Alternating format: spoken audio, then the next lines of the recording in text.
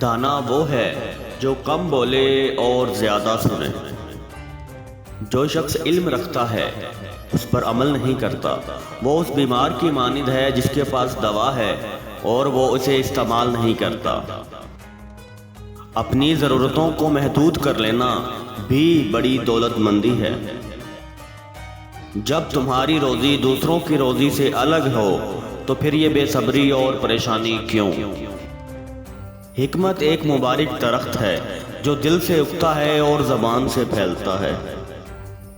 اپنے آپ کو اس وقت تک انسان نہ سمجھو جب تک تمہاری رائے تمہارے غصے کے زیر اثر ہے۔ صادق کا تھوڑا سا مال جھوٹے کی بہت سی دولت سے اچھا ہے۔